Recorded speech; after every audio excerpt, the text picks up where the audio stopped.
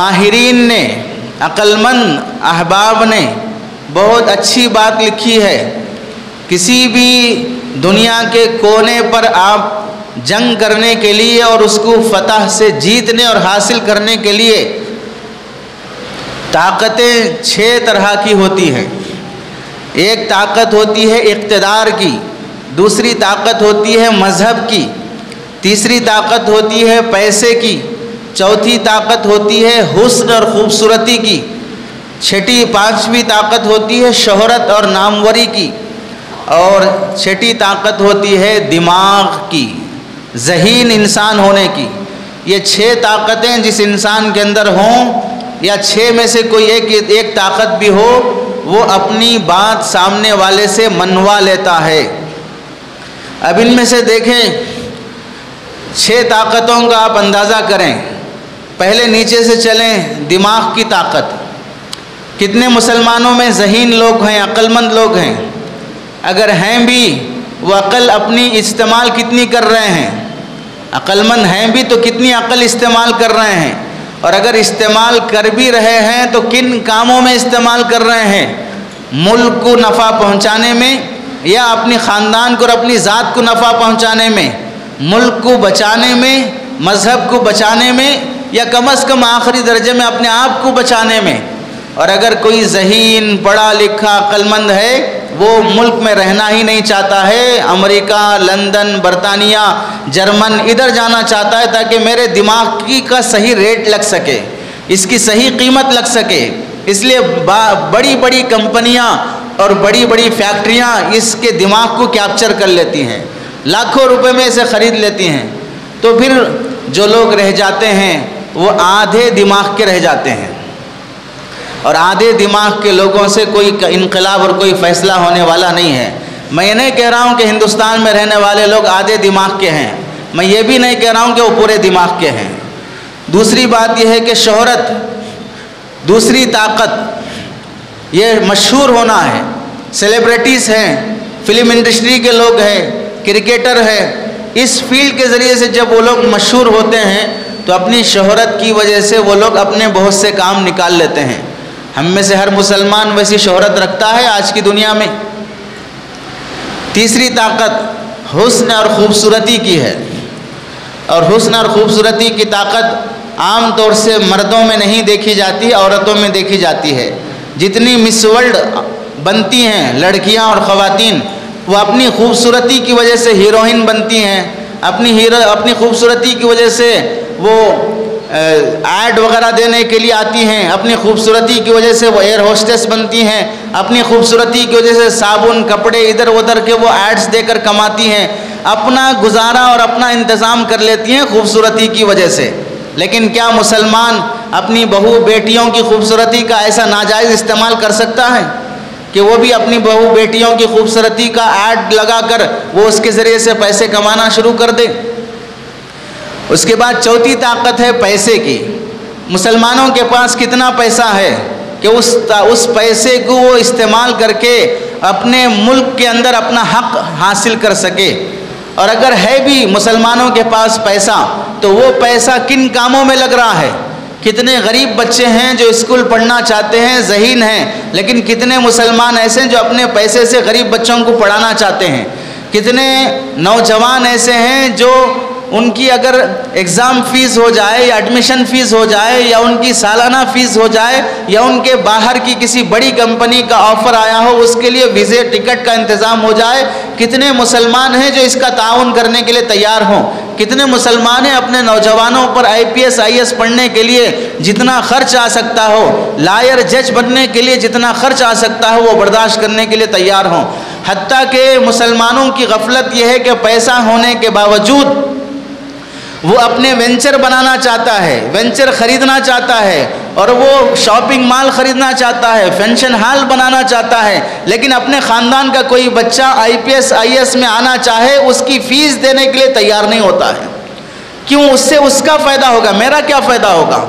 وہی مارواڑی کو دیکھ لیں، کیرلا کے لوگوں کو دیکھ لیں، دوسری قوموں کو دیکھ لیں، وہ اپنے قوم کا کوئی بچہ اچھے پوسٹ پر جائے گا، ہمارے اس وقت 20 لاکھ روپے خرچہ ہوں گے لیکن کل ہماری قوم اور برادری کا بچہ IPS میں آ جائے, IAS میں آ جائے تو ہماری برادری کے لیے کتنا فائدہ ہو سکتا ہے, کتنے کام اس کے ذریعے سے ہم بنوا سکتے ہیں.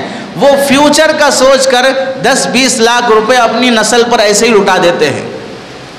لیکن مسلمان اپنی نسل کو سود خور ہونے پہ مجبور کر دے گا کہ آپ کہیں مٹی پہ لے لو, کہیں قرضہ لے لو, اس پہ تم زندگی گزار لو, لیکن ہم تمہاری مدد نہیں کریں گے. خاندان کے کتنے مالدار ایسے ہوں گے جو کروڑوں روپے کماتے ہیں ماہانہ, لیکن ہمارے خاندان میں کوئی نوجوان کام کا جذبہ رکھتا ہے, بزنس مائنڈ رکھتا ہے, وہ تم سے آ کر کہہ رہا ہے کہ میری محنت ہوگی, تمہارا پیسہ ہوگا, ہم انویسٹمنٹ سے ہم محنت کرتے ہیں, لیکن کوئی دینے کے لیے تیار نہیں ہوگا. ہاں, بڑی بڑی انٹرنیشنل کمپنیاں چونا لگانے کے لیے جب آئیں گی اور وہ ملٹی نیشنل کمپنیاں تمہیں آفر کریں گی کہ تم یہاں پر 10,000 روپے 1 لاکھ روپے ڈال دو اور پھر 2-4 گدھوں کو اس میں شامل کر دو, پھر اس کے بعد تم بیٹھے رہو گے تو تمہیں انکم آتا رہے گا, تمہیں کمیشن آتا رہے گا, بیٹھے بیٹھے تم کھا سکتے ہو, تمہاری چربی اچھی طرح مضبوط ہو سکتی ہے. ویسی کمپنیوں میں انویسٹ کرنا چاہتے ہیں, لیکن اپنے ساتھ کسی کو لے کر بزنس میں اپنے خاندان کو آگے بڑھانا نہیں چاہتے ہیں. تو پیسے کا حال دیکھ لے, کیا مسلمان پیسے کے بل بوتے پر الیکشن جیت سکتا ہے؟ مسلمان پیسے کے بل بوتے پر وزیر اعظم کو خرید سکتا ہے؟ مسلمان پیسے کے بل بوتے پر ہونے والے ہندوستان میں مظالم, کتنے مسلمانوں کے گھروں پر بلڈوزر چل گئے. 300 گھرانے میوات اور ہریانہ کے مسلمانوں کے گھرانوں پر 300 گھرانوں میں 296 گھر مسلمانوں کے تھے, صرف 4 گھر غیر مسلموں کے تھے. حال میں ہونے والے فسادات میں ان 296 مسلمانوں نے جو اپنے گھر بنائے, اپنی ملگیاں بنائی, اپنے زندگی کا سرمایہ جس زمین پر لگایا, ہم میں سے کتنے مسلمان ہیں جو یہاں سے ان کی مدد کے لیے پیسہ بھیجا ہے؟ ہم تو اپنے لٹے ہوئے مسلمان بھائیوں کی مدد بھی کرنے تیار نہیں ہیں. وہاں ہمارا مسلمان بھائی نوح کے علاقے میں گھر اس کا اجڑ گیا, فیملی اس کی اجڑ گئی, ڈاکومنٹ اس کے برباد ہو گئے, وہ اپنی زمین کی پراپرٹی کے کاغذات بھی دکھا نہیں سکتا چونکہ بلڈوزر کے تحت میں وہ بھی چلے گئے. کل کے دن وہ اپنی نیشنالٹی کیا دکھا سکے گا؟ اپنی پراپرٹی دکھانے کے لیے پراپرٹی کے کاغذات ہونا چاہیے, اپنی نیشنالٹی دکھانے کے لیے اپنے کاغذات ہونا چاہیے. جب مسلمانوں سے پراپرٹی کے کاغذات بھی چھینے جا رہے ہوں اور مسلمانوں کی نیشنالٹی کے کاغذات بھی چھینے جا رہے ہوں, اس عالم میں مسلمان کیا بتا سکتا ہے ایسے ظلم کی اور مجبوری کی زندگی میں وہ ایمان پر باقی رہ سکتا ہے؟ ویسے عالم میں ہم اپنی بیٹی کی شادی دھوم دھام سے کریں گے, نوجوان عیاشی کریں گے, یہاں تک کہ اگر مسلمان ایکٹر کی جوان فلم نکل رہی ہو اس پہ مسلمان دھوم سے ریلی نکالیں گے, اس کے کٹ آؤٹ بنا کر اسے مالا پہنائیں گے, دودھ سے نہلائیں گے, کیک بنا کر اس فلم کی اوپننگ کریں گے, ناچیں گے, گائیں گے, یہ لاکھوں روپے اڑائیں گے اپنے فینس. کسی ہیرو کے فینس کون ہیں؟ سب مسلمان ہیں. اور یہ فلم دیکھنے کی پلاننگ, کالج پڑھنے والا جوان کالج جانا نہیں چاہ رہا ہے, فلم ریلیز ہوئی ہے, جوان کو دیکھنے جانا چاہ رہا ہے. اور آفس جانے والا مسلمان جمعہ پڑھنے کے بعد وہ لیو رکھنا چاہ رہا ہے کہ مجھے فلم دیکھنے جانا ہے. ایسے غلیظ اور بے حیا اور اندھا دھن اپنے فیوچر اور مستقبل کو دیکھے بغیر جینے والی قوم, وہ اپنا ایمان نہیں, اپنی ماں اور بیٹی کی عزت بھی نہیں بچا سکتے ہیں. ان کی آنکھوں کے سامنے ان کی بیٹی, بیوی, ماں کی عزت بھی لوٹی جائے, انہیں تو فکر سوار ہوگی ہم کسی جوان کو دیکھنے جائیں گے اور خود نامرد بنے رہیں گے. کس زمانے سے, کس ملک اور حالات سے مسلمان گزر رہا ہے, انہیں اس سے کوئی سروکار نہیں ہے کہ مسلمانوں کے حالات کس طرح دوچار ہوتے جا رہے ہیں. تو مسلمانوں کا پیسہ صحیح کاموں پہ نہیں لگ رہا ہے. اس طاقت کے ذریعے سے مسلمان اس ملک میں نہ اپنی پراپرٹی بچا سکتا ہے, نہ اپنے مذہب کو بچا سکتا ہے. اور ایک طاقت ہے مذہب کی, جس میں کسی بھی مسلمان کو یہ کہا جائے اللہ سے ڈرو, یہ کام نہ کرو, سود نہ کھاؤ, اللہ سے ڈرو, زنا نہ کرو, اللہ سے ڈرو, چوری نہ کرو, اللہ سے ڈرو, پراپرٹیوں پہ ناجائز قبضے نہ کرو, اللہ سے ڈرو, کسی بہن کی میراث مار کے نہ کھاؤ, اللہ سے ڈرو, ماں باپ پہ ظلم نہ کرو. یہ اللہ اور مذہب کا ڈر دلا کر مسلمانوں کی طاقت مضبوط کرنا. آپ بتائیے کتنے مسلمان ہیں جو اللہ سے ڈر کر گناہ چھوڑتے ہیں؟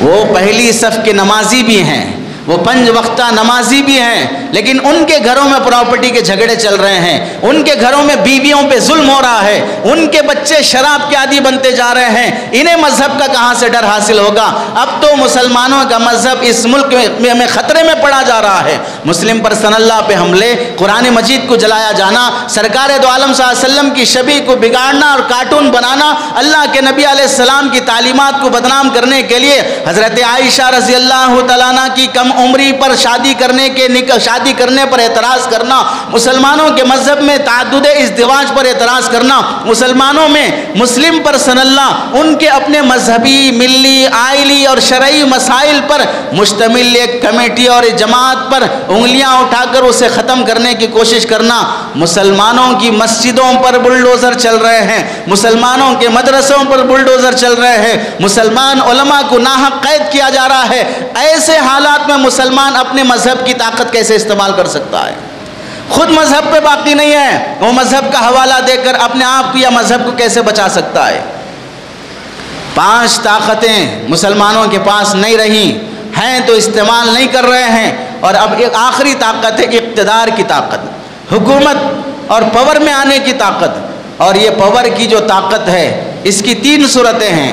ایک صورت ہے مونار سسٹم، دوسرا ہے ڈکٹیٹرشپ، تیسرا ہے جمہوریت۔